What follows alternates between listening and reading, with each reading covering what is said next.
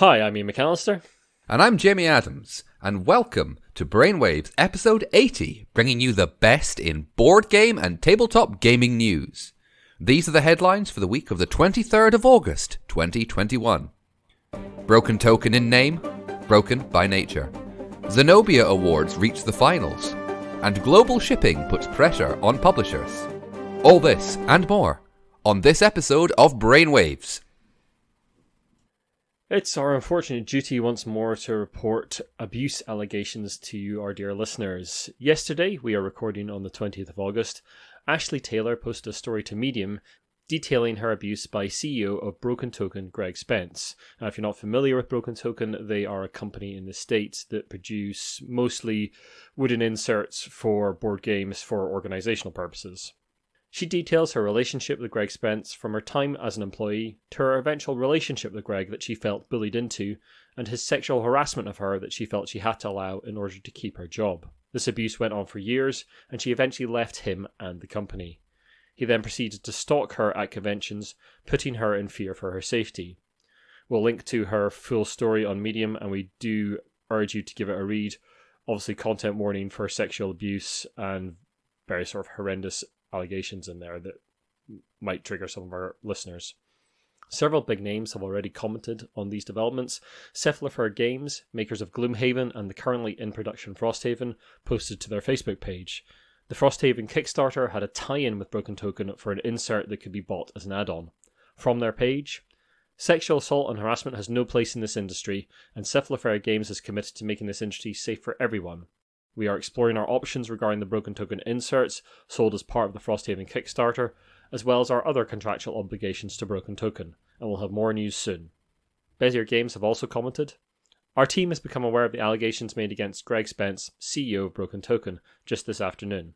We have a zero-tolerance policy for harassment and are extremely disturbed by this news. We are currently looking into this to determine our next steps." That's not all though. Iello also made a statement, which I'll read to you now, from Steve Brissaud, the CEO. Iello absolutely unequivocally supports women. We do not tolerate harassment, abuse, or violence of any sort, and take any related accusations very seriously. In light of the allegations made against Greg Spence, CEO of the Broken Token, we have revoked our licensing relationship indefinitely.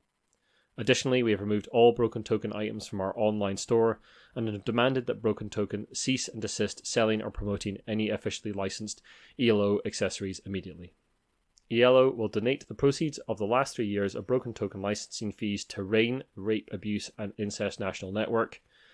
If you or a loved one is a victim of sexual violence, please contact the National Sexual Assault Hotline at 1-800-656-4673. Signed, Steve Brissaud, the Iello USA COO. Pandasaurus Games also issued a statement saying they'll be making a donation to RAINN.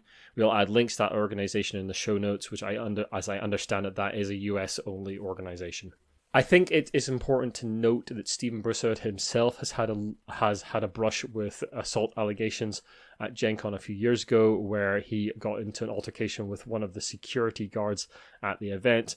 We will put a link to that in the show notes. Stephen did release a statement after that, basically copying to what had happened and saying he was extremely sorry and apologising. But since we're talking about abuse allegations and threats of violence, I think it is worth mentioning that. I think it's worth pointing out as well that Stephen Brissaud was also at the time president of GAMA, the Game Manufacturers Association, and after it was censured by the board officially after an investigation, a move that was controversial to some. It's worth saying that in the original Twitter thread, when these allegations came out, another person came forward saying they knew a person who had left Broken Token because of Greg Pence. Broken Token have issued a statement that seems to come direct from Greg Pence that we would like to read in full. Some of you may have seen the Medium article by a former employee of the Broken Token accusing me of sexual harassment and assault. The blog also alleges that I committed similar acts to a second person. I now find myself in the very uncomfortable position of defending my integrity. While I do so with complete confidence that none of those accusations are true, I am genuinely sorry for how this may affect my family and our terrific team members at the Broken Token. The Medium article does shed light on one fact. In 2014, my wife, of now 20 years now, did separate for 2 months before deciding to reconcile. Though my marriage, the most important thing in my life, remains a work in progress, I'm happy to say that the most painful elements of our relationship now reside in the past. During these last few years, as my wife and I continue to work on our partnership, I am confident that the close and consensual interactions I had with others in and outside the workplace never crossed the line of sexual harassment or assault. More allegations might be raised, as the Medium article hints. I will take all allegations seriously and address them in the most straightforward, transparent manner possible, while giving full respect and due to those who make these allegations. My leadership team and I will also work hard to continue providing a safe and secure work environment for our staff. I'll keep you updated. Thank you for reading. Greg Spence, CEO. We know that there's been a meeting of the Game Manufacturers Association board since this news broke, and we know that the issue is going to be raised by one or more of the members. We'll bring you an update on that in this story on the next cast. We could not watch the meeting live ourselves, as we understand it is public, but we do understand that notes from that meeting will be released at a later date to the public. So we'll bring you that on the next cast if that has come out by then. My own personal read of the Broken Token apology is that Greg Pence knows he has done wrong and that other accusations will come out. The bit that really drives it home for me is I am confident that the close and consensual interactions. Who speaks like that? It's not relationships, it's not friendships, it's close and consensual interactions. That kind of speaks volumes to me. That's a very strange way of wording your relationships with your staff. As we said in the last cast, we're always going to report on this kind of news in this cast. It makes for uncomfortable listening. We understand that. It makes for uncomfortable reading for us as well. But doing so exposes abusers in the hobby and makes it an unsafe place for them. And that's what we want. We want our hobby to be an unsafe place for these people. Yeah. Yes. We hope that we are not the only outlet reporting this news loud and clear. And we applaud Dicebreaker in the UK, especially for reporting the news very quickly. And also full credit to the companies that have immediately cut ties with Broken Token and made statements. I hope if you're listening to this, you are not thinking, why did they wait until now to say something? People do not say things for a myriad of reasons. That is, their own personal reasons. The fact they are speaking up now is lauded, and that should be supported. As Iain said, it's making this place actively hostile and unwelcoming for abusers and people who would harbour those abusers.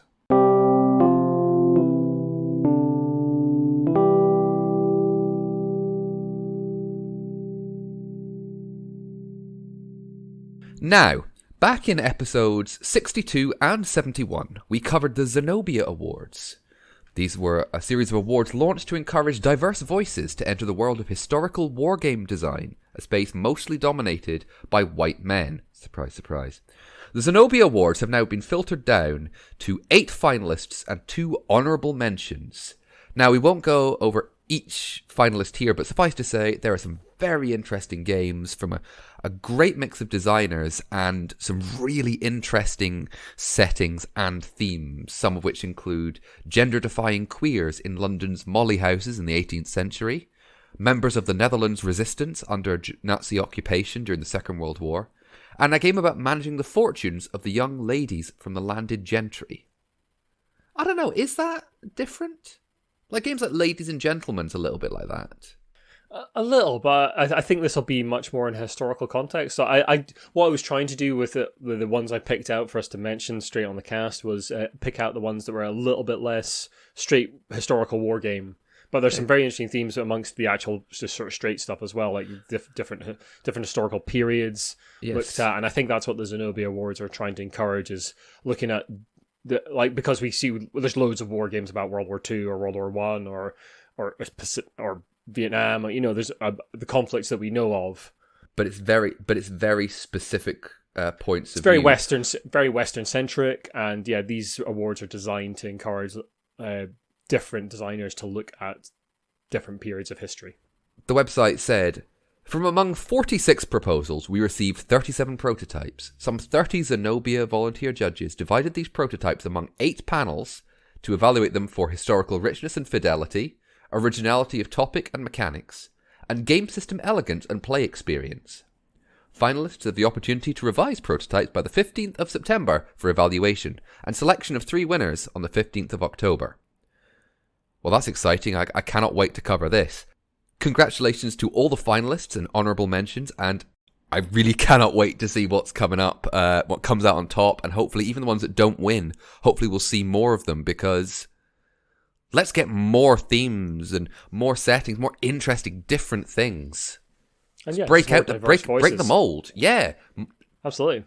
Diversity.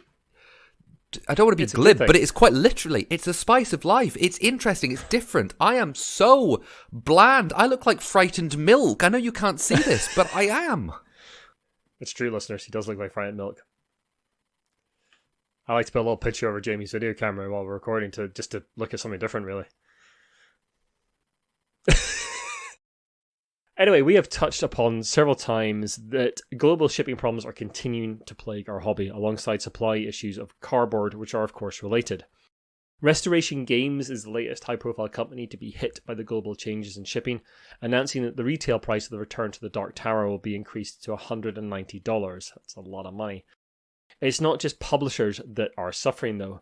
German manufacturer Ludofact updated one of their Kickstarter publishers recently with this note. This is from the Kickstarter update of that publisher. This week we were supposed to receive north of 60 tons of grey cardboard from one of our suppliers. That's the raw material that they use to make boxes and all our cardboard components for games. On Monday we received the message that we would get none, like in 0 tons this week. Now, 2 of the 3 lamination machines are standing still, and in spite of being completely full, we had to send some machine operators home because we had no work for them. So that's a big shortage. I mean, I get shortages at work all the time because I work in retail, that happens, but yeah, 60 tons to 0 is quite a shortage. Steve Jackson Games, also another big publisher, posted an update recently saying that although they have also had issues, that they are in a position to weather the current problems. This is mostly down to their evergreen titles like Munchkin and Illuminati. They encourage people to support smaller publishers and especially stores in these extremely difficult times. We've touched on global shipping problems a few times in various different articles, but we thought it was worth focusing on it for a little bit because there's been a lot of chatter recently, especially amongst Kickstarters and the publishers that are reliant a little bit on Kickstarter about the global shipping problems. We're seeing prices of containers jump 4-fold, and some of these companies are just not going to be able to handle it. Close to home, I think Scott from Minerva Games had a problem, Jamie? Full disclosure, Ian and myself played Swatch with Scott online, and Ian received a physical copy of Swatch for review, I believe just before his first Kickstarter funding attempt, and Scott is a member of our Discord. But this is what was shared to us. Excited to discover that the cost to produce Swatch has increased by 2.5 times since it funded on Kickstarter. And that's after moving away from China to avoid the 900% increase to shipping costs. Yeah. It's worldwide, these problems. It's not just shipping from China. It's everywhere. And Ludofact, yeah, they're based in Germany. They're seeing problems with raw materials. Just a reminder to be kind to all these publishers and small shops if you're trying to order stuff. And we're going to see price increases, folks. That is 100% inevitable. That is going to happen across the board, and it is likely to be permanent. I've seen similar across the bicycle industry, which I manage a small bike shop in Edinburgh. We've seen 2 or 3 price increases since Brexit and since the global shipping problems. Yeah, it's just happening all the time. So yeah, get ready. It's going to happen. Don't shout at the publishers. They need to make a profit as well. Don't shout at the shops. It's just the reality of the situation. I've said a number of times on this podcast, in a rather cynical tone, I understand, but is X going to be the thing that breaks the board game bubble? And many times I've been proved wrong. But with increase in price, with global with increases in price, with global cardboard shortages, with examples what we've seen, it's become more and more likely. I'm sorry, it's too cynical. It may be too cynical. It may be too nihilistic, but I think you're right. It's the small publishers that are mid Kickstarter that are going to be hit hardest by this. Like the ones that are running up to Kickstarter now, they can kind of plan for it a bit more. But if you're mid Kickstarter, you're getting hit by this. Ugh, horrible situation. Anyway, let's move on to the news.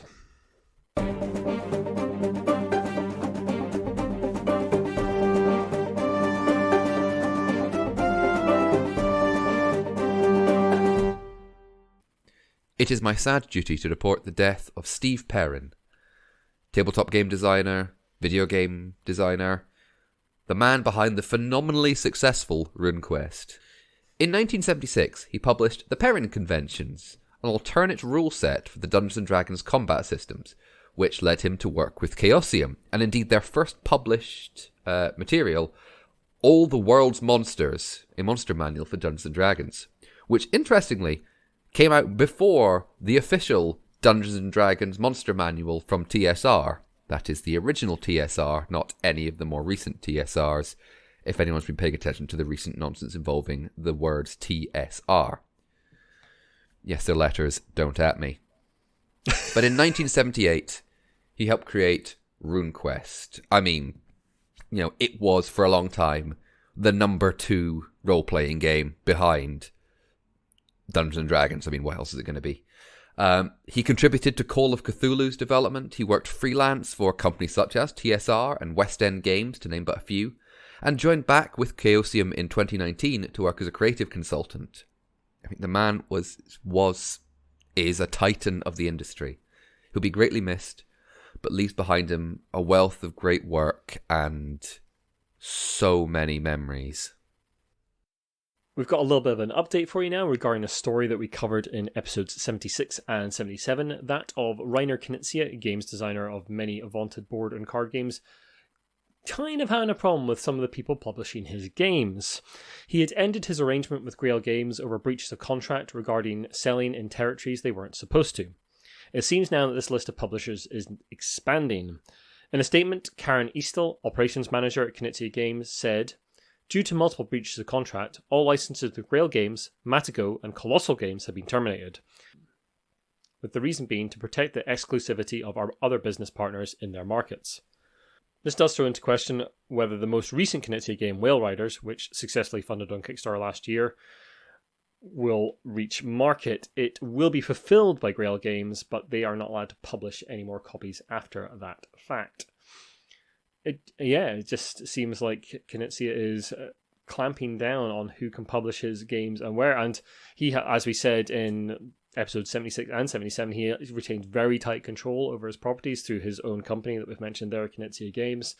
And obviously, when you get a contract to publish games, you don't always get it to publish worldwide. It can be in very particular territories. And it sounds like these companies have been breaching contracts left, right, and centre. And if you do that, then, well, Dr. Knizia doesn't like it, which is totally fair. Be interesting to see who is going to take up the mantle of publishing those licenses, or what companies. It sounds like he's got people lined up already, but I don't know who's involved with that. Be interesting to see. Indeed. Anyway, Jamie, a little something about Gencon before we move on. Now, back in episode 77, we were talking about various restrictions regarding coronavirus that the UK Games Expo, Essenspiel in Germany, and Gencon in Indiana were putting in place. At that time, Gencon were not requiring masks if you could provide proof of vaccination. Well, now it seems that there has been something of a change of heart, almost certainly in response to a large surge in cases in the United States. This has driven Gencon to require that all attendees wear masks unless medically exempt from doing so, which is in line with new Centre for Disease Control guidance. Now, at the moment, they're not requiring proof of vaccination on top of this, as the team are unaware of the legal ramifications of doing so. Coincidentally, Gencon have changed these rules just as the refund deadline passed for the convention. Was this coincidence? I think my tone of voice may have answered that question for you, or I could just be being deliberately provocative. Either way, there might be some people who might be a bit cheesed off about this. Yeah, and frankly, we disagree with those people strongly.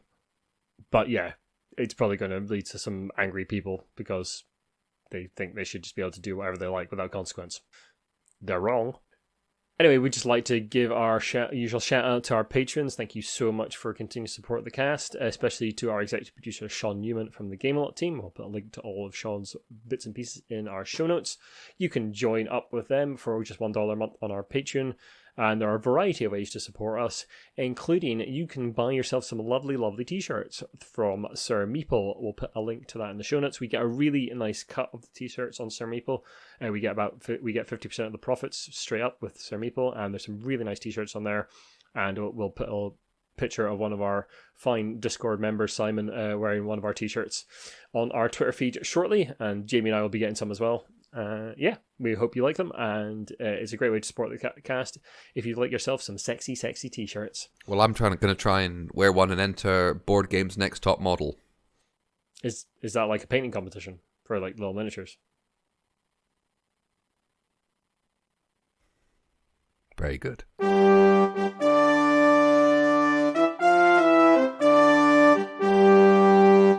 Anyway, Jamie, let's go for a meal. Yes. Where do you want to go? You're paying. In episode 73, we talked about how an immersive Monopoly escape room style experience would be opening in London in August. Well, last time I checked, it's August. Unless you listen to a repeat, in which case, how's the future? Hope it's alright. Hope it's not too warm. Anyway, alongside the the different boards of the immersive Monopoly escape room experience, there is also a Monopoly restaurant. That's right, the Top Hat, a Hasbro-licensed bar, has its furnishings echoing the classic Monopoly colours, including hotel red booths, and admittedly, not Monopoly colours, but chair coverings reclaimed from some subway lines, I believe the Piccadilly and Northern lines, and even the menus echo the board design that we all know and presumably love. Focusing on small plates of quintessentially British fare, diners can ask for a set of Monopoly deal cards for a quick hand whilst waiting. Monopoly deal, I've said before, I think is actually quite a good wee game. Now, in a statement, Joseph Smith, the director of food and beverages at the Top Hat, very nice, said, "So many of us have fond memories of playing the iconic game, be it with grandparents in our childhood or over drinks with friends in our adult lives. For some, the London version of the board game was their first experience of the capital.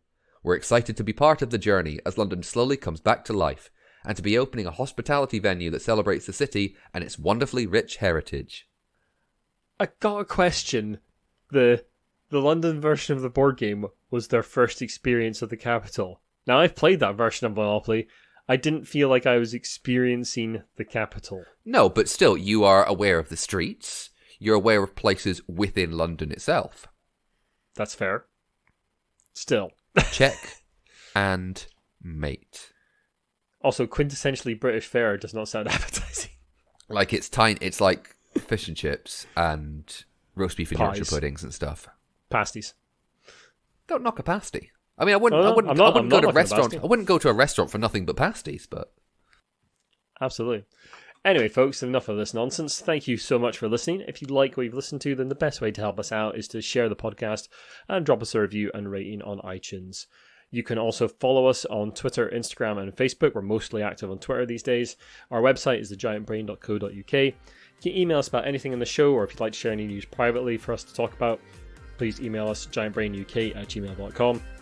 And we have a great little community on our Discord. We'll put an invite link to that in the show notes, and you can come along there. And every Tuesday after the cast goes out from 8 p.m. BST, we have a games night on there. So you're most welcome to come along and play some games with us, or just chat with the folks there. We hope to see you soon. For now, bye-bye. Bye-bye. I'm also recording. That doesn't probably help right now that I've just swallowed some Skittles, so give me a couple of seconds if that's alright. I'm definitely cutting that and putting it as an Easter egg at the end. If you're listening to this, thank you for staying on that long. Just a handful of Skittles. Now, not normally I'm a big fan of Skittles, but I got them for my birthday, so why not? Birthday Skittles. Who doesn't want birthday Skittles? Right, anyway. A friend of mine gave me a big bag of sweets, like a brown paper bag. They had a Dib Dab, which I've never had. You've never had a Dib Dab? Never had Dib Dab. I still haven't had it, actually. It's the last one to go. Saving the best for last. Sure. Maybe. Maybe. Okay. Let's do this.